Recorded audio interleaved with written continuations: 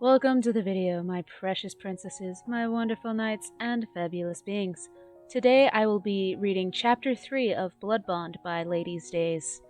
If you would like to read this story for yourself, I will leave a link to it in the description below. Are you sure it's just a burn? The brown-haired woman asked you, puffing her lips out as she continued to glance at the two small circle band-aids covering your neck. Yeah, I burnt my neck this morning on the hair iron. You spoke, continuing to box up the treat for your friend. Stop worrying, Uraraka, I'm fine. If you say so, she hummed, seeing you pass her treat over to her. The bubbly brown beamed and slid you the cash, plus a good tip for fulfilling her sweet tooth.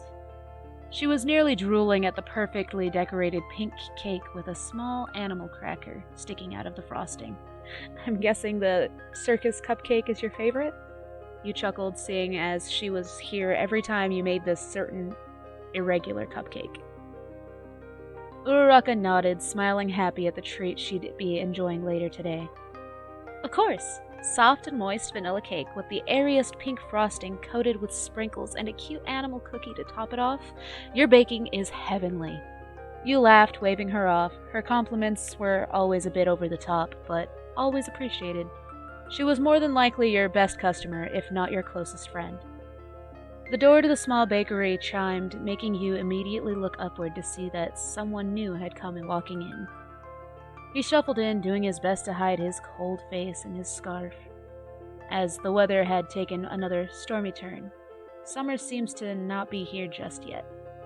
Welcome to... Midoriya! You waved, seeing that yet another friend had decided to visit you today. Uraraka, Aki, he smiled softly, shuffling closer to the display case and peering inside. Ah, you have fairy cookies today. Yeah, it's Friday after all. You smiled, knowing this boy was about to buy a few of his favorites as well. That's right, you only make them on Fridays, Uraraka mumbled next to you, finger tapping her chin in thought. Alright, give me one of your fairy cookies too. I'm in a sugary mood today. Midoriya ordered after the brown-haired girl. I have company arriving tomorrow, so I thought I might as well get some extras. Oh, what kind of company, Midoriya? You teased him, knowing how easily flustered Midoriya could be. Just an old friend. Midoriya waved his hands back and forth. No one special. He paused as you turned to grab the box to put his cookies in. The pair of light brown circles visible on your neck. He blinked, worry growing in his heart that you had gotten injured. Sensing his sudden worry and lack of speaking, you looked back at the green-haired man. You okay? It's not like you to be not a chatterbox, Midoriya. He stiffened, looking at Uraraka, who shrugged her shoulders. She had no idea what was going on with him, and as a result, could be of no help. Midoriya looked back at you, clearing his throat. What happened to your neck? You blinked, looking at him in slight surprise. He looked back at you, forest orbs full of concern and slight suspicion. Always like Midoriya to worry about his friends and drop everything else at the slightest abnormal occurrence on them. Why are my hair iron burns everyone's concern today? You deadpanned, bending down and scooping the sugary cookies into a small carton and tying it with a light blue ribbon. A hair iron? Midoriya mumbled. You use a hair iron. Deku, you don't know anything about girls, do you? Uraraka giggled, happily taking her cookie from you. Well... He reached forward to grab his own cookies while also attempting to find an excuse to give the two of you. You and Uraraka laughed, deciding to let the boy off the hook before his internal freak-out became external. Midoriya passed you the money he owed you, and you scanned his card, tapping your fingers against the counter as you did so. So... Uraraka bounced off the counter, a large smile on her face. So... You used her tone back, raising a brow. You knew this tone of hers, this upbeat and slightly mischievous tone that she only got when she wanted to include you in something that would take a lot of convincing. What it could be this time did intrigue you, as Uraraka never had a habit of asking you for the same thing twice. So, myself, Sue, and Yaomomo are going out tonight. She spoke, an obvious tone of excitement raising in her voice. Don't worry though, it's not clubbing. Last time was a disaster. We're just going to have a simple dinner and then go see a movie. Wanted to know if you wanted to come. Miss Antisocial. You rolled your eyes, glancing at Midoriya, who was listening in. What about Midoriya? You're not going to invite him right in front of me? You dramatically placed your hand over your heart and looked at the green-haired boy with sad eyes. He looked utterly confused as he had assumed this was a girls' night. I'm cleaning as I have someone coming over to stay at my place tomorrow, but thanks for worrying about me, Aki. He smiled, taking his stuff and waving goodbye. You and Uraraka waved back, finally turning back to talk amongst yourselves when the door closed softly. Uraraka looked at you expectantly, knowing that little stunt with Deku was just to buy time until you had actually made a decision. Well? She looked on eagerly. What kind of movie? What kind of food? Murder mystery comedy, and Yaomomo is taking us to that new, highly regarded Italian restaurant. How expensive is the restaurant? Yaomomo said that it was her treat. Uraraka began to drool again, the images of rich food and fine dining invading her thoughts. Really? Your jaw dropped, thinking about the food as well. Well, I guess it would be rude to deny Yaoyorozu if she's being so kind. Great. I'll text you the address. Meet us there around 7 p.m. Our reservations are at 7:15. With that, the brown-haired woman waved you off, pulling up her hood and took off in the rain and away from your warm and cozy spot. The rain had stopped for the time being, but the ground was still wet, the glistening pools on the streets reflecting the street's lights overhead. The street was calm and quiet as you walked towards the address Uraraka had texted you a while ago. Only a few people out and about on this calm night. With the cloud cover and it still being the later months of spring, the sun had set an hour ago. The lights of shops and street lamps led you the way luckily, enough light filling your eyes for you to catch sight of everything. You scratched your neck, soft pulses of irritation coming from your bite marks. The last remaining memory of last night slowly but surely disappearing from your mind, and memory, thankfully. And with the small lie, as it would be difficult to explain the actual circumstances on how you got your injury, you were able to hide the fact of that interesting encounter. He was strange. Unlike any of those tall tales your father had used to make you listen to him and do what he said when you were younger, the stories of a merciless and bloodthirsty killer that would rip you apart without a second thought. That seemed so off. Truthfully, your father's words hit the nail on the coffin when he had attacked you, but when you woke up, that blonde vampire was acting so differently than before. He seemed to be more annoyed with himself than you. He even went as far as to take care of you, and then cleaning up more than he needed to. What exactly had occurred between the time you passed out from blood loss and then woke up? You shrugged, trying not to let the unanswered questions get the better of you. He was out of your life, and that was for the better. Whether he decided to spare your life or not, it didn't matter. He was still an unnatural entity existing in this world. He'd meet his end soon. Your thoughts were pushed aside when you collided with someone who had been walking towards you. Your shoulder bumped against hers, and you paused and looked at the girl around your age who had rammed into you. Oh goodness, I'm so sorry. I should have been paying attention to where I walk. You apologized, bowing quickly, and then looked at the woman in front of you. Oh, it's okay. You seem so lost in thought. It happens to the best of us. She smiled, a bright and slightly off grin. Right. Anyway, I have friends I'm meeting up with. Get home safely. You nodded toward the messy blonde girl as she continued to look and smile at you, her face only getting more sinister the more you looked at it. You had moved a good 10 steps away, feeling her eyes on you the entire time when you, once again, the golden-haired girl called out to you. Her voice as happy and sickly sweet as it had been the first time. Miss? She spoke, sounding a bit concerned, like you had dropped something.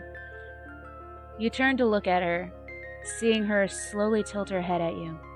The seconds ticked by as you simply observed her, trying to decide to book it or maybe see if she was just one of those people who gave off bad vibes randomly. This was a nice part of town after all. You smell just like him. Your body stiffened, eyes widened. There was no way. Not 2 nights in a row. And it's making me hungry. How were they finding you? Why now of all times? She smiled brightly at you, pointing down the street. The woman giggled happily, and you could only watch, feeling rain-like beads of sweat form on your skin, breaking and trailing down your body the longer you stood still. You should run now, miss. The crazy woman laughed as you dropped everything and took off in a mad dash down the street, looking for a building or somewhere to hide in. It was only a matter of time until this psycho caught up to you and did whatever the hell she wanted.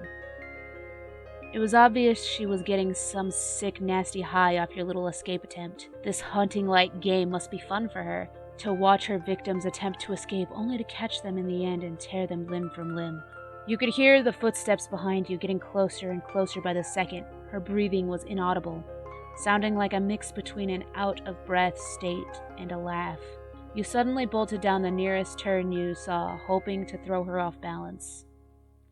Your eyes could only widen in horror when you realized that this wasn't another street, but instead a dark alleyway.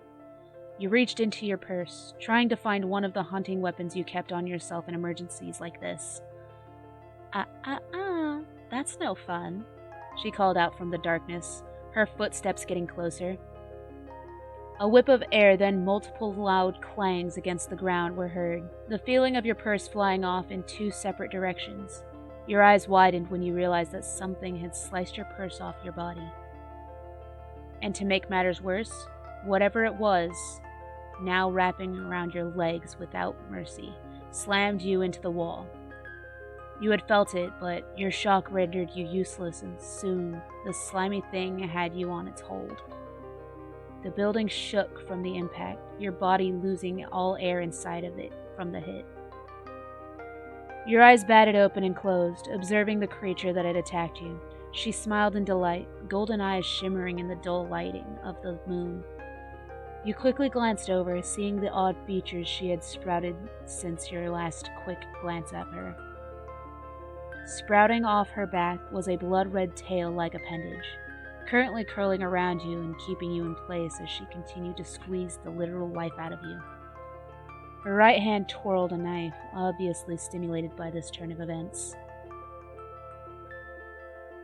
Wow, who would have thought it'd be this easy to catch this little daughter?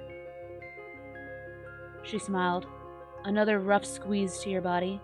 I thought he would have trained you better. You're a ghoul, aren't you? You choked out, tasting a bit of blood in your mouth. Her eyes grew big, smile growing just as much. Oh wow, you're pretty smart and very, very cute. I've never devoured someone as cute before. This is going to be so much fun. She came closer to you, rubbing her nose against the soft flesh on your neck, her long, gluttonous tongue running a long trail against the flesh, taking a pre-taste of her meal before she dove in. Her tongue ran against the set of plastic-like bumps on your neck, making her pull away and run her fingers along the band-aids. The ghoul's eyes rose and looked at you in confusion, hoping her meal wasn't tainted in any way. What do these mean? She asked, eyes innocent and curious as to what could have caused this. It means she's mine, so hands off, you flesh-eating bitch! The ghoul barely had time to react as someone collided his fist directly into her side. You closed your eyes and braced yourself as you felt yourself start to be pulled away from her from the impact. The air was blowing as if it was windy, but you knew better. It had been still a moment ago. Another supernatural beast had entered the fray. You felt someone grab onto you, your body and the ghoul's additional appendage being forcefully broken off. And once you were free from the ghoul, you were promptly thrown over a shoulder and then carried away. You struggled against your possible kidnapper as he bounced from building to building with only his legs and endurance. He tightened his hold on you, obviously already frustrated by this turn of events. "For fuck's sake, calm the hell down, dough girl," he screamed, the voice, or rather choice of words, making you realize exactly who it was that had saved you in that moment. "Leech?" you shrieked, turning enough to see the familiar spikes of blonde hair in you. "What the hell are you doing?" "Saving your ass, stupid!" he called, landing for a moment on the rooftop of some unknown place. He dropped you roughly, and you barely had any time to react before your butt collided with the concrete. You turned and looked up at him, seeing that he was catching his breath. You didn't understand, but you sure as hell were going to find out what was happening. "Answers? Now!" you yelled at him. "Jesus Christ, show..." He paused to suck in some air. "Show some goddamn gratitude. I rescued you and bring you 6 blocks away. It's not easy to do by myself, let alone with another person on my goddamn shoulder." "You seem more aware of the situation than me, so explain, Leech." You stomped your foot. He glared at you, stepping forward, and picked you up once more. You were placed back on his shoulder, and soon enough, he was once again leaping through the air like it was nothing. "That was Toga Himiko. She's another old friend of your old man's, just like me." "I could gather that much," you shouted back, having a bit of trouble hearing him from the wind whipping around your ears and face. But it still didn't explain how she found you, or why he was here, and you had a feeling that he would be avoiding one of these two questions like he had done the other night. This vampire was quite the headache, and you really didn't like being carried like a sack of potatoes. "I had a feeling this would happen," he mumbled, roughly landing on what appeared to be the veranda of your apartment. "Bet you're damn happy that I fucking kept an eye on you now." "You what?" you hollered, attempting to free yourself from the blonde's shoulder. He was still holding you firmly like some sort of cargo he had to deliver on time or would lose his pay. "Huh? What's the issue now, dough girl?" he yelled back, lifting you with ease and forcefully placing you on the ground. "I just saved your stupid ass again." Your eye twitched, and your fingers shooting out to stab him a few times in his chest.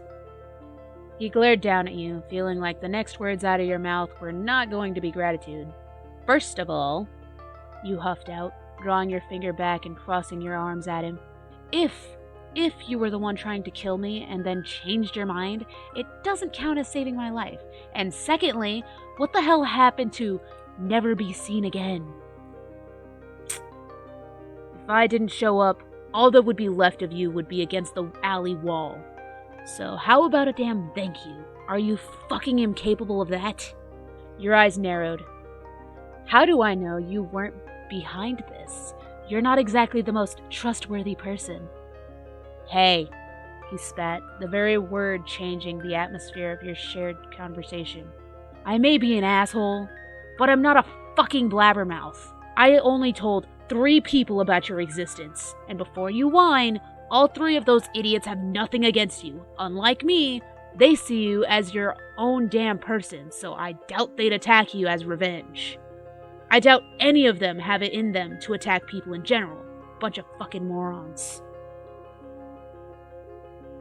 You sighed, sitting down in the set of chairs you already had outside, rubbing your hand through your hair. You had no idea when you started this habit, but as you grew older, the things grew more and more serious. This little stress habit picked up. And right now was obviously very stressful, if not terrifying. "How?" you mumbled, not daring to look up at the male you could just feel watching you. "How what?" he answered back, nearly right away. "How did you find out about me? How did anyone?" The vampire was silent. The only noise he made was making the chair next to you creak gently as he sat down as well, staring out at the city lights. You waited, sensing he was trying to phrase this in the best way possible, or at least the way he assumed would be the easiest to hear. "About a week ago, I got wind of some information.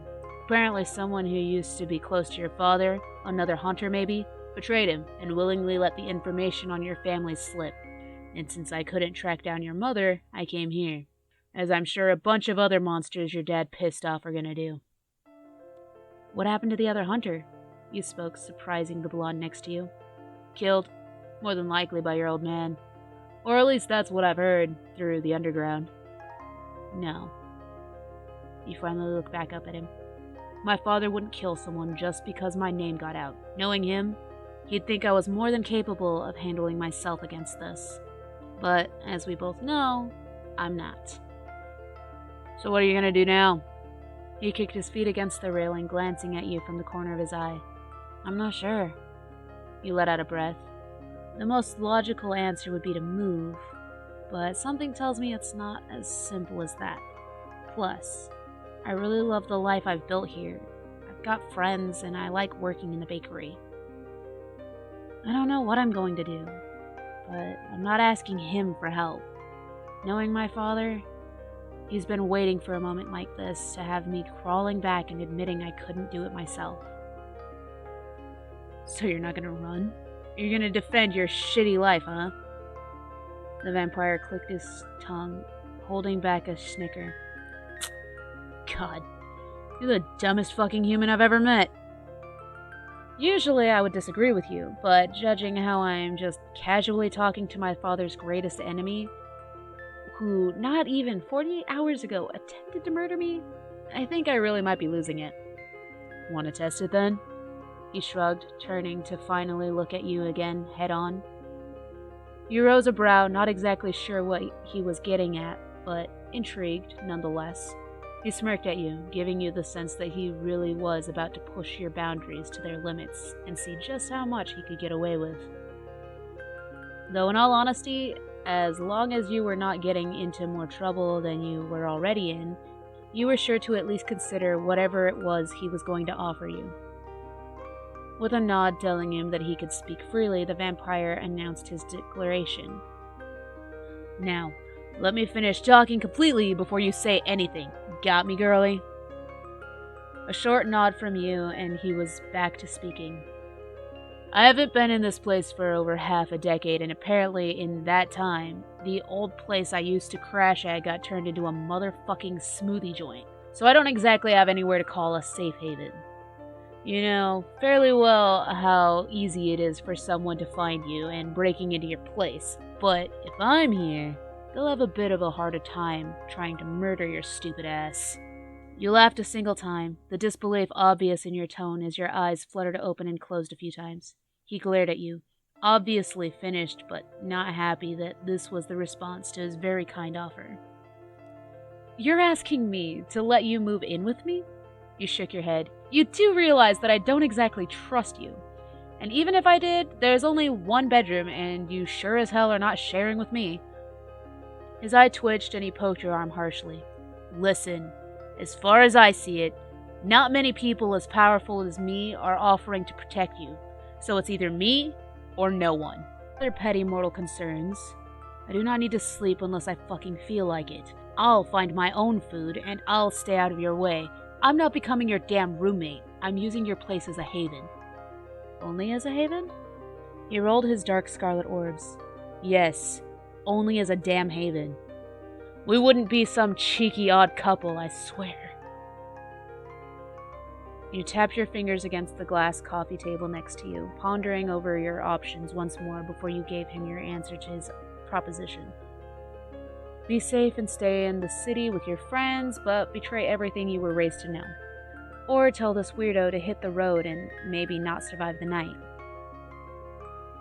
You are going to have to follow my house rules and help maintain the apartment. You snapped your fingers. More like I'm gonna have to teach you how to properly fucking clean. Do you know the amount of fucking dust I found when I cleaned your shitty place? Well, it's your shitty place now too, you yelled. The words have left your lips faster than you could realize. The blonde stopped his silly argument at that, blinking twice at your acceptance. His face morphed into a triumphant smirk as he rose from his seat. Holding his hand out towards you, the devil himself beckoned you to shake on your agreement. and with a slow but steady outstretch, you grasped his hand. The deal signed and sold. "Fucking finally!" he shouted, stretching. "A place to rest, and all I gotta do is make sure you don't get killed. You really got the bad end of this deal, dough girl." Your eye twitched, but the thought of attempting to kill him passed rather quickly, a new problem rising in your head when he spoke. You grabbed onto his sleeve, tugging him away from the sliding glass door. He looked at you, wanting nothing more than to take a hot bath to calm his sore muscles from his fight earlier, but apparently this hunter's daughter had more she needed to say to him. The vampire attempted to maintain his level head when she glanced up at him with those big, clear eyes of hers. His chest slightly tightened, and making the male scowl outwardly. Stupid feelings. Stupid, confusing, ridiculous, worthless feelings. "Hold on. What now?" "Your name." You glared, eye twitching with his as well. "If you're going to be around here more often, I want to actually call you by your name, jackass. Unless you'd rather have me call you every nickname I heard my father call your kind growing up." His eye twitched, but he answered you despite it all. "Bakugou Katsuki." You went to introduce yourself, but he interrupted. "I know, dough girl." He pushed you away from him, walking inside. "Then why do you keep calling me that?" You hollered after him, walking in after him and locking the slider as you did. "Easier to remember." He slammed the bathroom door shut a moment later, and you groaned. This was a big mistake, wasn't it? You only agreed because that angry small child that still existed in your heart wanted to go against everything your father had ever told you. But was this too much? Not only did you just agree to let a vampire hide out here, but it was the vampire who was the greatest enemy of your father. Oh, what a mess your hatred had made for you. And as the moment passed, and the muffled sounds of running water filled the small apartment, you could only hope that this would work out, and that, by some miracle, you both could learn to get along. Thank you for listening. If you enjoyed your time here, please be sure to like the video. If you would care to hear more, please consider subscribing. And farewell for now, my loves.